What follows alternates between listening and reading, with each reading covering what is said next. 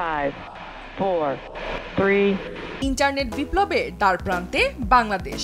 শোনা যাচ্ছে শীর্ষ মার্কিন ব্যবসায়ী ইলন মাস্কের হাত ধরে বাংলাদেশে আসতে চলেছে স্টারলিংক, যা ইন্টারনেট সেবা ব্যবহারের ধারণাই বদলে দিতে সক্ষম। মূলত সাধারণ ইন্টারনেট সেবা যেখানে পৌঁছায় না, সেখানে সেবা দিতে সক্ষম স্টারলিংক। গত 13 ফেব্রুয়ারি ফোনালাপে বাংলাদেশে স্যাটেলাইট ইন্টারনেট সেবা স্টারলিংক চালুর বিষয়ে আলোচনা করেছেন অন্তর্বর্তী সরকারের প্রধান উপদেষ্টা ডক্টর মুহাম্মদ ইউনুস এবং ইলন মাস্ক। এখন প্রশ্ন ওঠে, কিভাবে কাজ করে এই স্টারলিংক?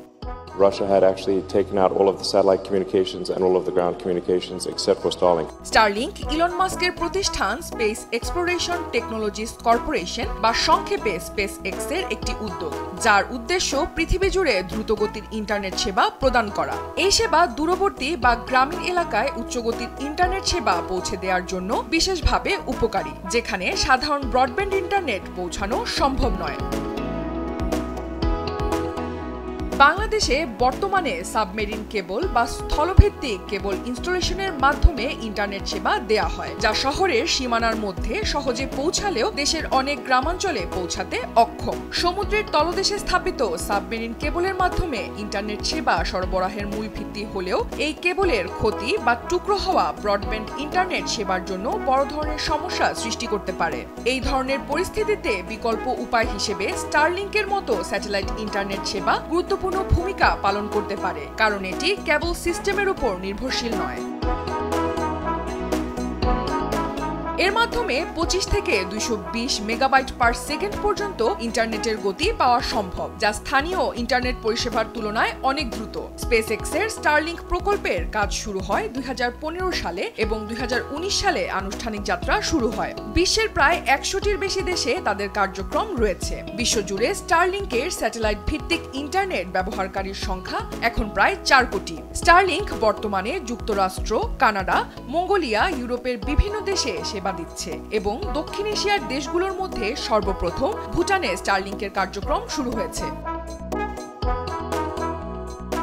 স্টারলিংকের সেবার বিশেষ বৈশিষ্ট্যগুলো হলো, স্টারলিংক উচ্চগতির ইন্টারনেট এবং কম লেটেন্সি প্রদান করে। এটি বিশেষভাবে গ্রামীণ ও দুর্গম এলাকাগুলোতে কার্যকর, যেখানে সাধারণ ইন্টারনেট পৌঁছানো কঠিন। ব্যবহারকারীরা সহজে একটি বিশেষ ডিশ টার্মিনাল সেটআপ করে এই সেবা গ্রহণ করতে পারেন। স্টারলিংক সেবা পৃথিবীর যে কোনো জায়গা থেকে পাওয়া যায়, যেখানে ব্রডব্যান্ড সেবা পৌঁছানো অসম্ভব এমন স্থানে উপকারী। স্টারলিংক সেটআপ করা খুবই সহজ। প্রথমে আপনাকে আকাশের দিকে পরিষ্কার একটি জায়গা খুঁজে নিতে হবে। এরপর স্টারলিংক অ্যাপটি iOS বা অ্যান্ড্রয়েডে ব্যবহার করে আপনি দেখতে পাবেন কোন জায়গায় এটি সবচেয়ে ভালো সেবা দিতে পারবে। তারপর স্টারলিংক ডিভাইসটি পাওয়ার সাপ্লাইতে লাগিয়ে দিলে কয়েক মিনিটের মধ্যেই স্টারলিংক স্যাটেলাইটগুলোর সঙ্গে সংযুক্ত হয়ে যাবে এবং আপনি ইন্টারনেট চালু করতে পারবেন।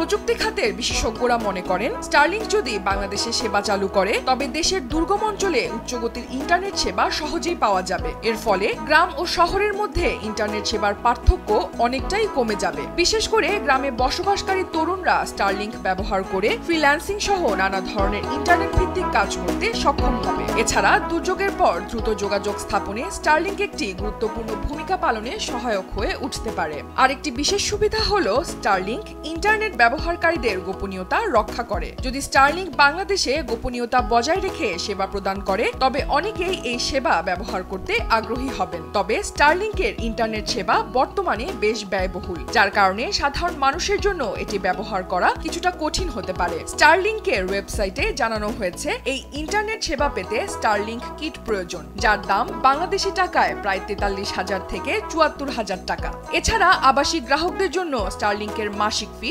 সর্বনিম্ন $120, যা বাংলাদেশি টাকায় প্রায় 15,000 টাকা। তবে কর্পোরেট গ্রাহকদের জন্য স্টারলিংক কিট এবং মাসিক ফি দ্বিগুণেরও বেশি হতে পারে। তবে দেশভেদে দামে ভিন্নতা রয়েছে।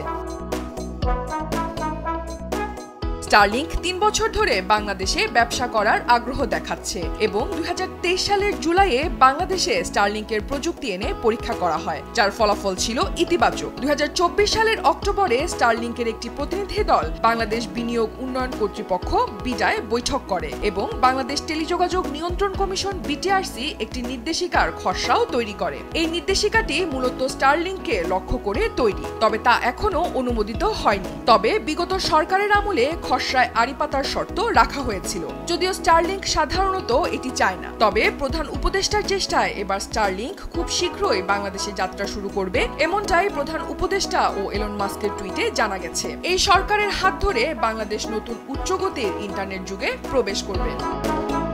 অনন্যা দাস, দেশ টিভি।